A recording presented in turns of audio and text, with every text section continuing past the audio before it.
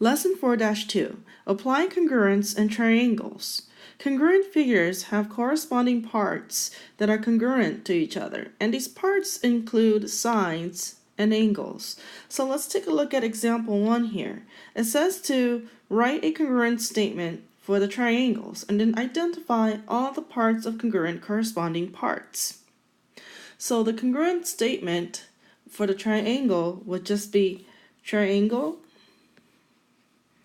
ABC is congruent to triangle FGH. So the letters here, they need to correspond. A to F, B to G, and C to H. Now, when we write the corresponding angles, we need to list them in this method.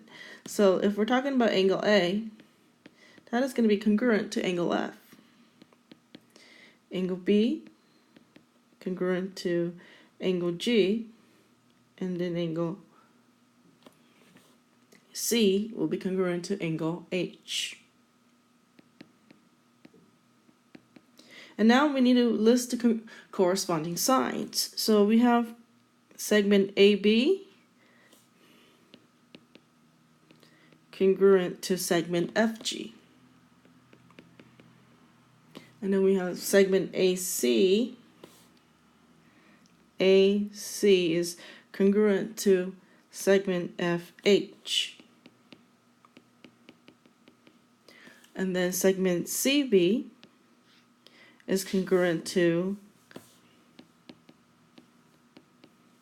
segment HG.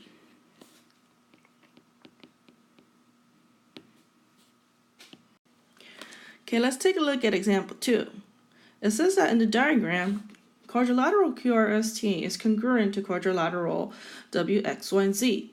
And for part A, we'd like you to find the value of the variable X.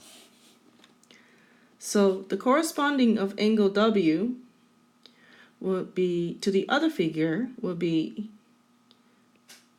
angle Q, which is 65 degrees.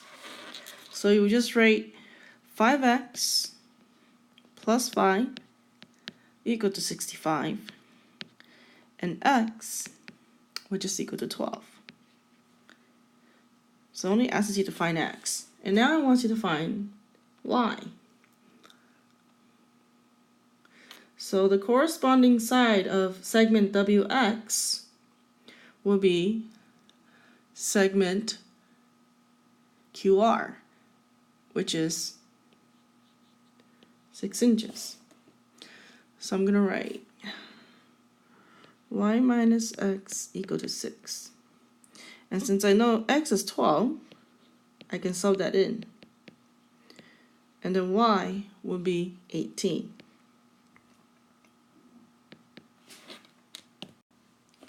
Example 3. If you cut the map in half along segment PR, which is the diagonal here, will the sections of the map be the same size and shape? I would say yes, because first of all, they have two pairs of congruent sides, and the third side of the triangle, they share this side, so it's obviously congruent. And so to explain this, we can write that angle S is congruent to angle Q. And angle 1 is congruent to angle 4. And angle 2 is congruent to angle 3. And the reasons for this one will be by alternate interior angles theorem. Okay, because you have two pairs of parallel sides here. And then we can state PQ, segment PQ is congruent to segment RS. So PQ to RS. And segment QR, QR to segment SP. And then PR is congruent to PR. And this one, because they have 90-degree angles. So that's all you have to write. And moving on to the third angles theorem, it states that if two angles of one triangle are congruent to two angles of another triangle, then the third angles are also congruent. So here in the picture, angle A is congruent to angle D, angle B is congruent to angle E, so by the third angles theorem, angle C must be congruent to angle F. And there's a proof on my website, so if you are interested, please go take a look. Now let's practice. Example 4, find measure angle V. So we're interested in this one. I know by the vertical angles theorem that this angle here would be 44 degrees. And since angle STU is congruent to angle VWU, 66 degrees, then I will know that angle S will be congruent to angle V by the third angles theorem. So to find the measure, I could just take 180 degrees, subtract 44 and 66 to get 70 degrees. Now I'm going to show you a proof that involves the use of the third angles theorem. So you're given that the segment FH is congruent to the segment of JH, and segment FG is congruent to segment JG.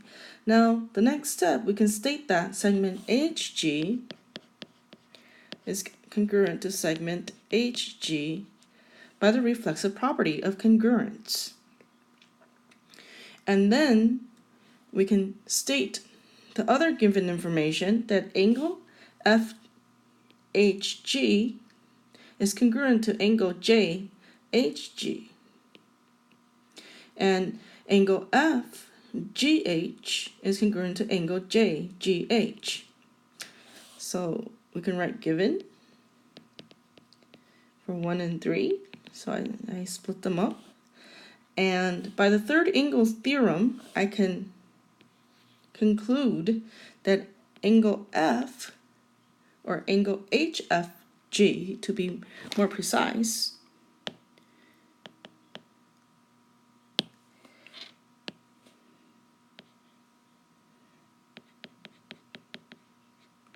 is congruent to angle HJG. And then I can write triangle FGH is congruent to triangle JGH by the reason of definition of congruent triangles. I'm going to quickly go over theorem 4.4 regarding the properties of congruent triangles. So by the reflexive property of congruent triangles, we can state that for any triangle ABC, triangle ABC is congruent to triangle ABC.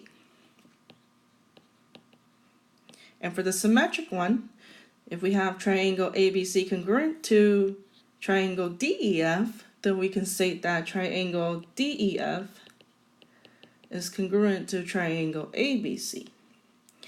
And for the transitive property of congruent triangles, if we say that triangle ABC is congruent to triangle DEF and triangle DEF is congruent to triangle JKL, we can therefore state that triangle ABC is congruent to triangle JKL.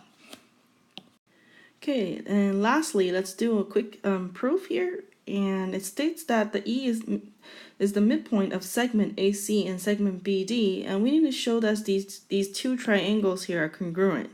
So I'm going to first state that segment AB and segment CD are congruent to each other, and also state that E is the midpoint of segment AC and BD.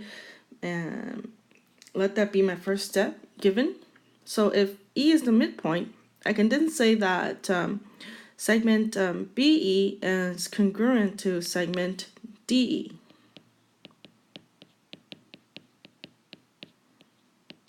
I can also say that segment AE is congruent to segment CE by the definition of midpoint. And now I'm ready to state my angles here, that they are also congruent to each other. So if angle AEB is congruent to angle CED, then we can say that the reason will be the vertical angles congruence theorem. And we also notice the parallel symbol. So the next step, I can say AB is parallel to CD, and I'll just say given because it's given in the picture. And then I can state that angle A here is congruent to angle C, and angle B here is congruent to angle D. My reason will be the alternate interior angles are congruent theorem. So now